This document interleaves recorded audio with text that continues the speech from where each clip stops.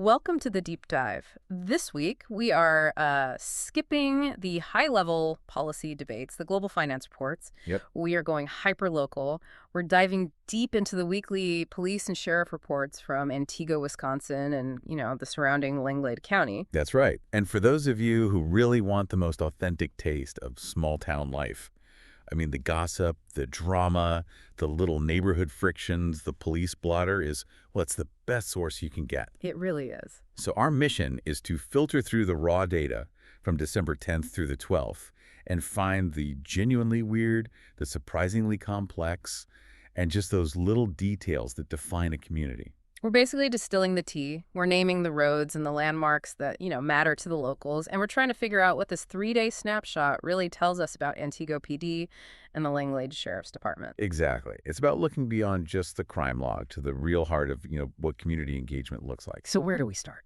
Well, we have to start with the bizarre calls, the ones that really test law enforcement's patience. The disappearing acts. The unable to locate. The UTLs. Yeah. Antigo PD spent a good amount of time this week responding to incidents only to find, well, nothing. Nothing at all. And these UTLs, they often represent the community being on high alert, right? I mean, take Tuesday afternoon, 3:09 p.m. near 10th Avenue and Dorr Street. Right. The report came in from the bus company. So a highly credible source of a smaller, possibly unconscious subject lying on the ground. That sounds really serious. It does. It sounds like a medical emergency, a serious welfare check. Yeah. So an officer gets dispatched immediately. Right away. But before the squad car even arrives at 10th and Dorr, the person's just gone, vanished. Just gone. And, if you connect that to the overall pattern, it raises a question, is this just hypervigilance where people report something that resolves itself in moments, or are these people actively trying to avoid contact? Either way, it's taking up resources. It is. But the absolute winner for the week, I mean, in terms of just sheer strangeness, happened Wednesday afternoon. This was near 7th Avenue and Deleglise Street. Oh, I know this one. The dispatch log notes this as an urgent suspicious activity report. Urgent. And it involves an individual, get this, holding a long, shiny object knocking on everyone's doors. It's that detail, right? The long, shiny object. That turns a standard noise complaint into something that could be a real threat. What even is that? A pipe? A bat? Who knows? But because the call was so urgent, they sent 2 separate law enforcement units. 2 units. Yeah. And despite them scouring the area around 7th and Deleglise? UTL, unable to locate. The knocker with the highly reflective prop was gone. So you have this intense, urgent response that's basically dedicated to chasing a mystery that just evaporates into the Antigo afternoon air. It's a fascinating dynamic, and it stands in such stark contrast to the single most resource-intensive incident that happened just minutes later. All right. While officers were chasing the shiny object, a major fire call erupted at 2:24 p.m. on Bridge Street near Clermont. And this was a non-vanishing emergency. This was the real deal. This was clearly very serious.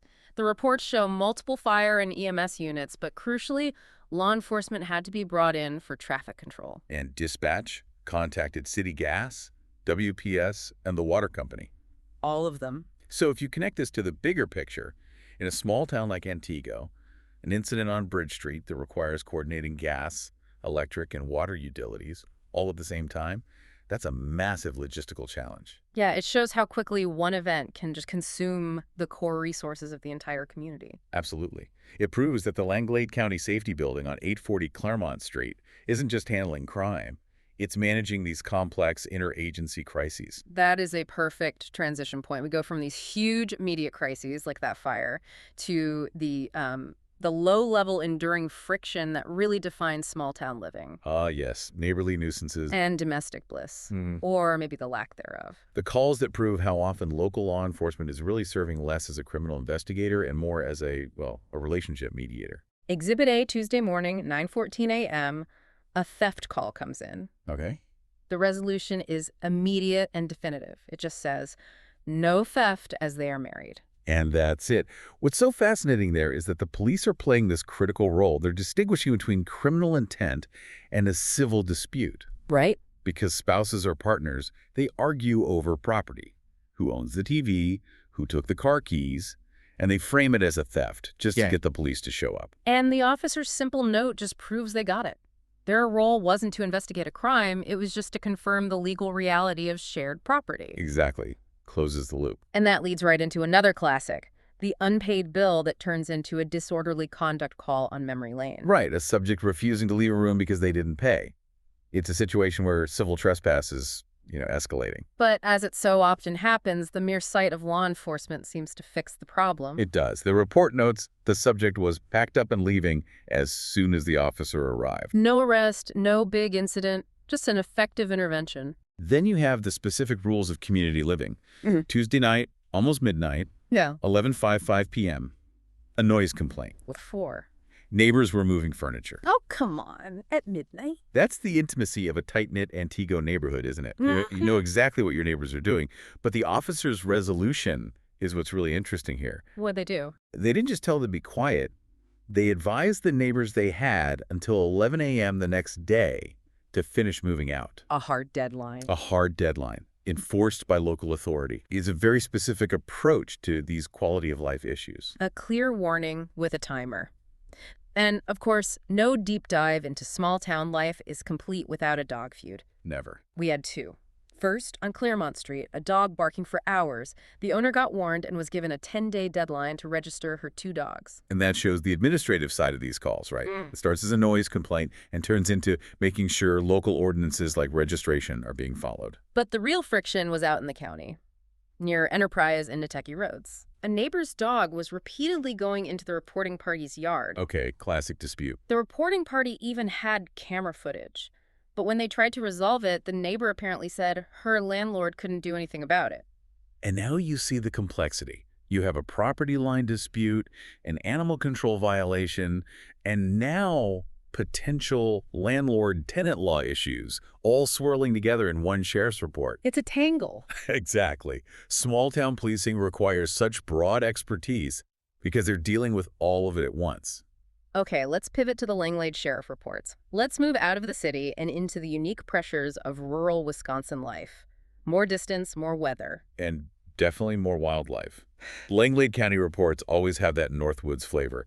And sometimes the most serious-sounding calls turn out to be surprisingly trivial. Like the animal bite reported on Hagman Road on Tuesday. Right. My mind immediately goes to a coyote, a defensive raccoon, something you'd actually encounter out there. Me too. But the report logs the big twist. Yeah. It was a cat bite. And the reporting party was just, walked into room 1 for treatment. From a major fire to a cranky house cat. That's the job.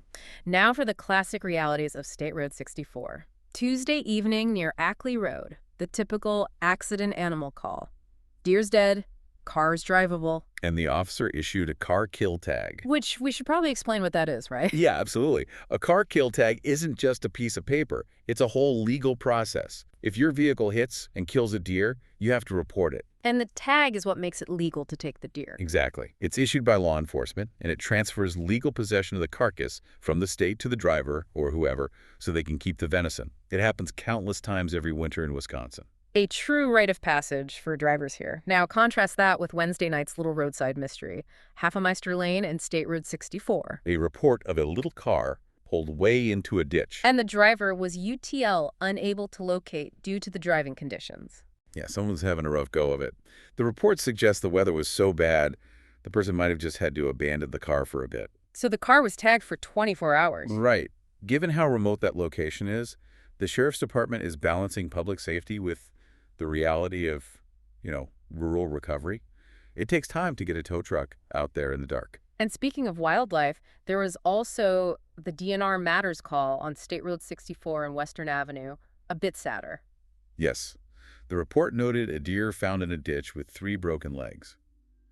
The sheriff's department often acts as the first responder for injured wildlife like that, and then they coordinate with the DNR. Dealing with life and death for humans and animals. That's all part of the job. And finally, the kind of seasonal wisdom that only law enforcement operating in deep snow could offer. Thursday night, an assist citizen call came in from North Avenue and Navaku. A person was stuck in deep snow. In their own driveway. In their own driveway. And this is a classic example of an officer using common sense, isn't it? It is, but what was the advice? Wait, I remember reading this and thinking, is this actually the best advice? It sounds so neighborly. It says, the officer suggested the citizen work on removing the vehicle in the daylight.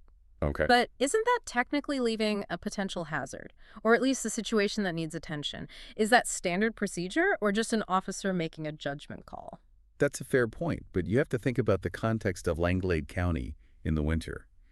Trying to wrestle a car out of deep frozen snow in the dark with, like, no tools.